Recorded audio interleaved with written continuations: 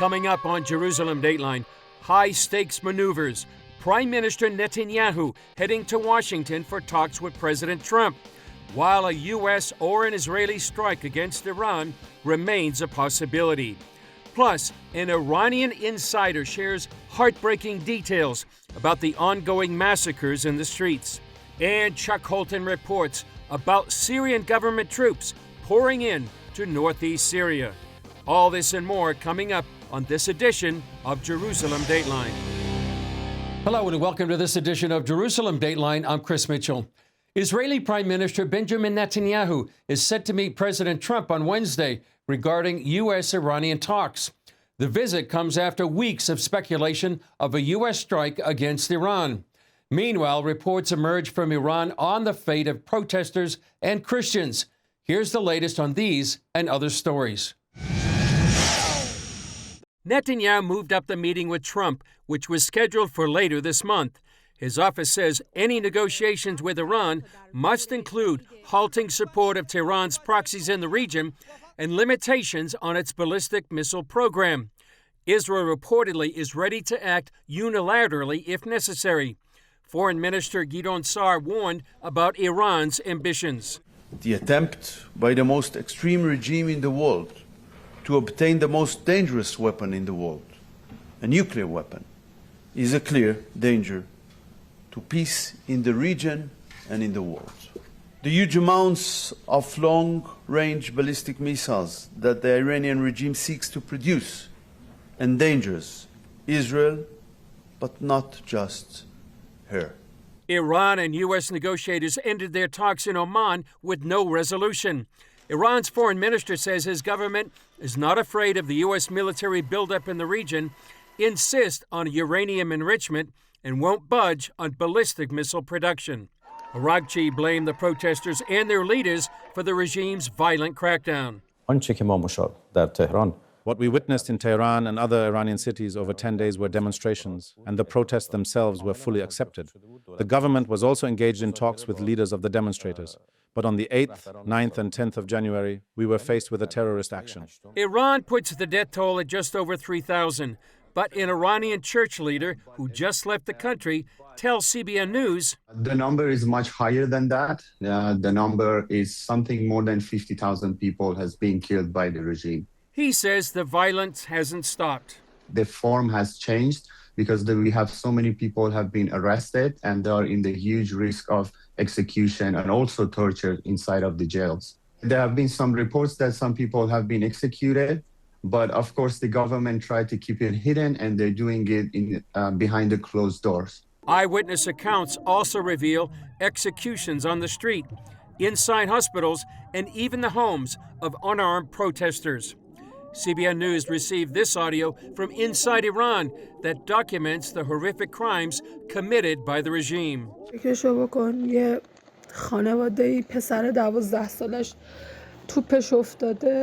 غروبی از حیاط افتاده بیرون رفته توپشو بیاره به بچه ساچمه خورده بچه رو بردن بیمارستان اومدن بالا سر بچه به مغزش شلیک کردن داداشش بالا سرش بوده داداش 20-22 ساله داداششو کشتن باباش رفته جنازه‌شون رو تحویل بگیره باباشو کشتن من اینا رو میشناسم نمیتونم بیخیال باشم من میدونم اینجا چه خبره همه رو کشتن تو هری همه رو کشتن از یه خیابون شد نزدیک به 1000 نفر کشته دادیم فقط خیابون ما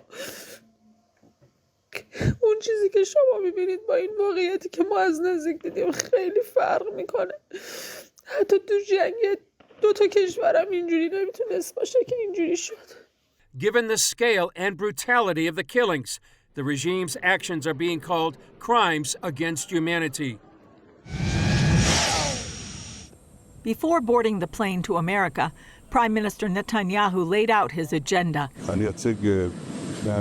I will present to the President our ideas about the principles in the negotiations, the important principles, and in my opinion, they're important not only for Israel, but for everyone in the world who wants peace and security in the Middle East. U.S. Ambassador to Israel Mike Huckabee is coming with Netanyahu. He says there is extraordinary alignment between Israel and the U.S. The talks reportedly will focus on Iran's uranium enrichment, ballistic missiles, and support for regional terror proxies, as well as Iran's deadly crackdown on its own protesting citizens. This, as the U.S. and Iran are expected to hold a second round of meetings. Iran is refusing to halt uranium enrichment. U.S. forces are moving into the region, and new satellite photos show Iran has covered the entrance to tunnels to its nuclear site in Isfahan. Iran is also refusing to talk about missiles, claiming they're key to its defense. After the June war, the IDF estimated Iran's stockpile fell to about 1,500 missiles. Israeli intelligence believes Tehran wants to build up an arsenal to about 8,000 missiles. Even without nuclear warheads, that would allow them to terrorize the region and could overwhelm Israel's anti-missile defense systems. Inside the Islamic Republic, Iranians are still being attacked, arrested, and murdered by the regime. It's an open prison. Nobody is allowed to speak. Nobody is allowed to express their opinion. Nobody is allowed to do anything unless the government dictates them. And it's a sad story. Edwin Abnous of Heart for Iran tells CBN News these protests are different from the past. Many things are aligned for Iranian people to be free, to use this momentum to get to the solution, which is a free Iran, to topple the regime and make sure there's some sort of democratic government is taking over. But the reality is they are grieving, they are scared, and they want international community to understand, to be their voice. And while Iranians don't want to see their country devastated by war, they desperately want U.S. intervention. First, do not negotiate with the regime. And if you cannot finish the job, a lot of them are asking with some sort of intervention, a military invitation, and shut down these the major leaders and the major locations where they are organizing these anti-protest violence against peaceful protesters on the street. One Iranian church leader called on Christians not to be silent and to stand on the right side of history. Please pray for all of those who are in jail right now and the people who are in the danger of execution. Please share their names out there and let others know. Because as people who are outside of Iran, don't consider yourself outside of this. You are also included in this battle. He added that being silent at this time will only help the regime. Julie Stahl, CBN News, Jerusalem. The situation continues to be dire inside Iran, with citizens hoping for a military strike to topple the Islamic regime. We spoke with someone who's witnessed the slaughter of protesters in the streets and with an American pastor closely involved with the underground church. Take a look. Hey everyone, I am Joshua Swanson here in Jerusalem with our Bureau Chief, Chris Mitchell, for CBN News. And today we are joined by Pastor Robbie Dawkins. Welcome back, Robbie. We are also joined by a very special guest. Is an Iranian Christian who is a part of the underground church inside Iran. Is speaking out at great personal risk to tell us what life is really like inside Iran right now as protests continue, violence escalates, and the regime tightens its grip. He'll share what he's hearing from the ground, what's happening to believers, and how decades of indoctrination have shaped the nation. This is a truly rare and sobering look inside Iran from someone who is living it. So first, the regime is claiming 3,117 deaths. What are people saying inside Iran? The number is much higher than that. The number is something more than 50,000 people has been killed by the regime. Okay, and the violence, is it actually stopped, or are you still seeing violence? During the protests, the violence was very extreme, but even currently the violence hasn't stopped. The form has changed because we have so many people have been arrested and they are in the huge risk of execution and also torture inside of the jails.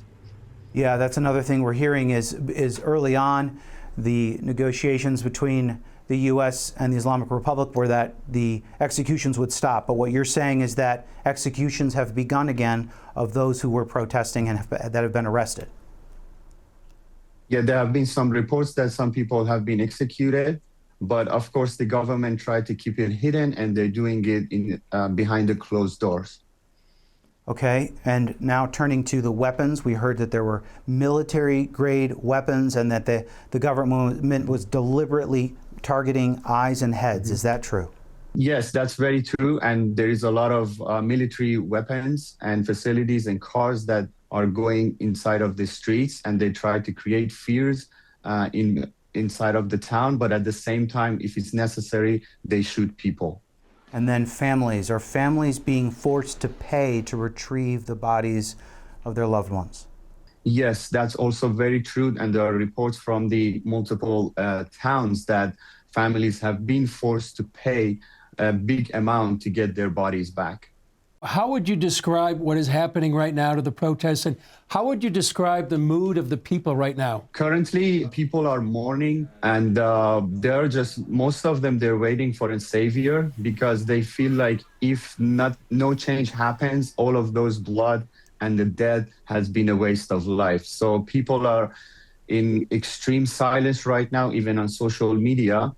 And yeah, as I said, they're just waiting for a change to happen. Thank you so much for sharing that information with us. Robbie, we've had you on several times. You've talked a lot about the growth of the church in Iran.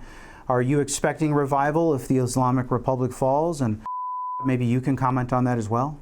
100%. This is the opportunity for us to see this evil, demonic principality regime change. This is the point that we are expecting to see, the Lord raise his heel and crush the serpent's head, and prayerfully doing that, I believe, through Israel and through the United States. And that is going to swing wide the door, just as it did when the Iron Curtain fell, for the gospel to go in. There's a hunger in Iran for the gospel. There's a hunger to know the real Jesus of the gospel. There's a desperation. People are risking their lives at this time. And I've heard from many of the underground church that they're going out and they're almost like being the care and being like the chaplains and praying for people as they're dying, to lead them to Christ, praying for people and ministering to people, rescuing the bodies as they are injured, getting them off as if they're like the EMTs coming in to rescue. The underground church is very active right now in participating to help and to aid. And so this is going to swing the door wide open. This is our opportunity.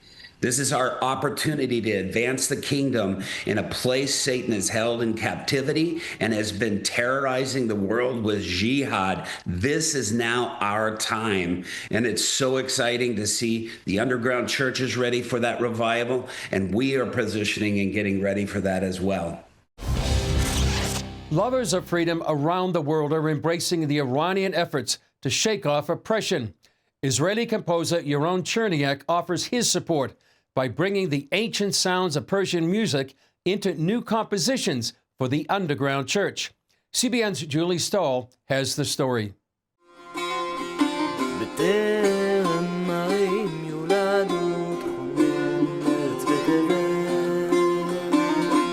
You're very connected to this region. Your music's very connected. For some reason, it was just on my heart so much to develop and produce and widen the repertoire of worship music in Farsi, in classical forms. So first of all, what you do is to learn about the culture, about the history, about the background of the culture, background of Iran.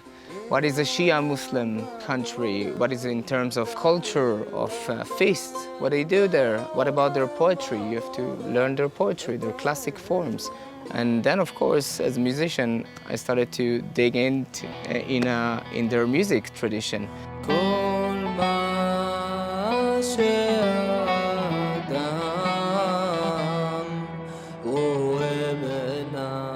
So that's the idea, is to speak the language of the people, their rhymes, their rhythms, their poetry, their language, not to touch it, not to try to westernize it.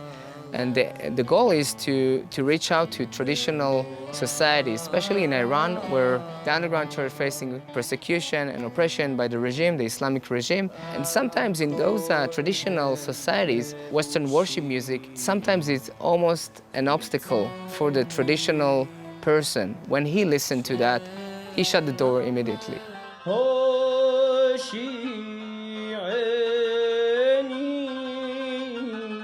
For them, their sound, it represents something, and a traditional sound represents their authenticity, their identity, their history. Their history is connected to something much more ancient than the rock music or jazz music or any other, you name it. Their music is very well rooted in their past. But what I do is to really send them, to use it as a way to communicate with them, to say, I'm not trying to change your culture is amazing.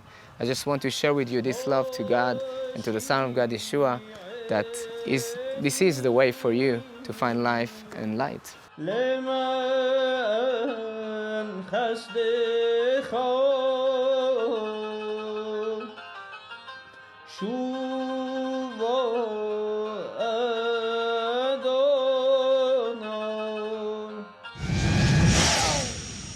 Cries for freedom are also arising from northeast Syria, as the Syrian government forces threaten the fragile democratic equilibrium established by the Kurds after the fall of ISIS.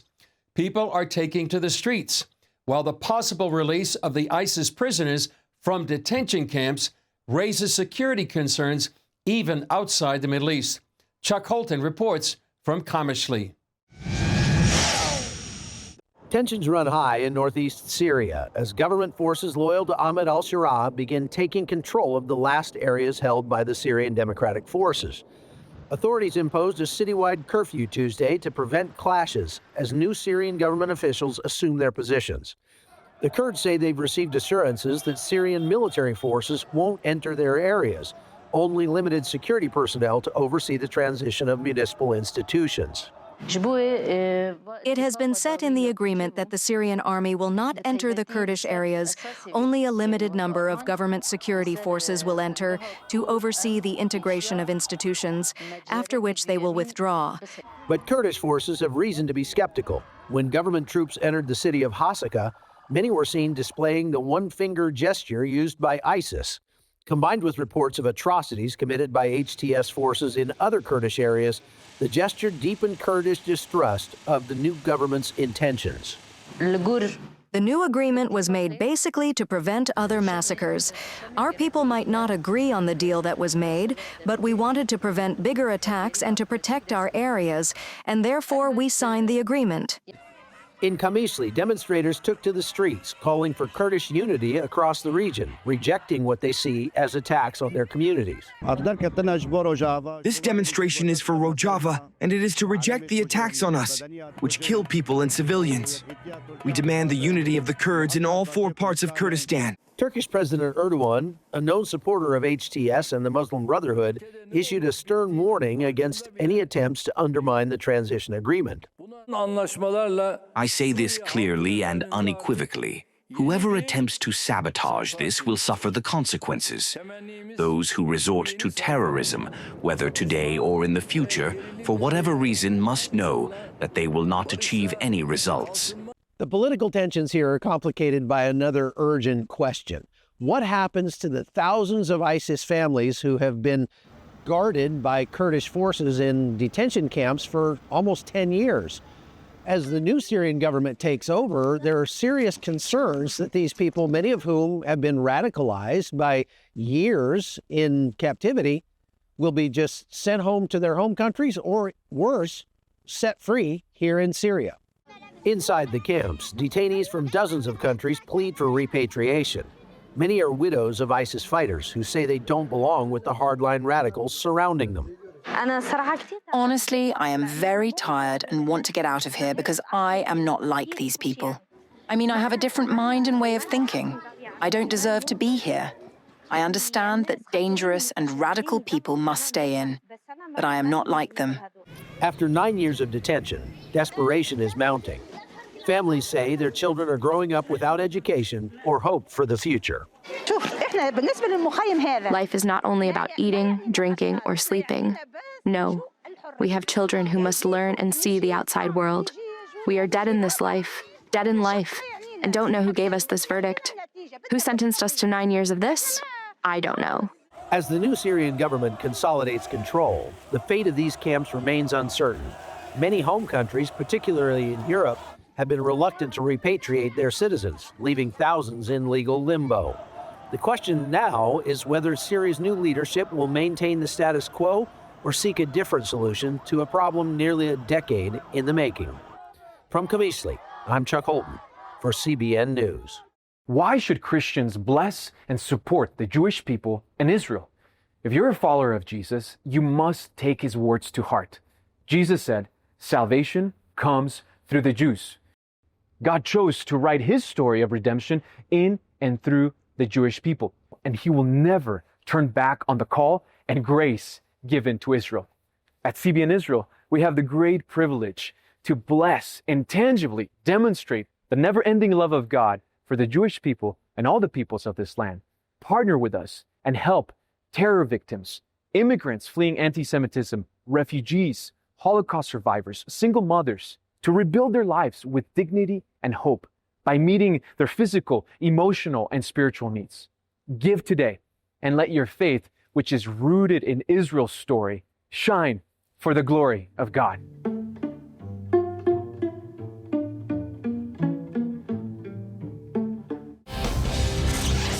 In addition to rumors of wars, there's something else happening in Israel that's not getting a lot of press, but it's affecting everyone's quality of life for the better.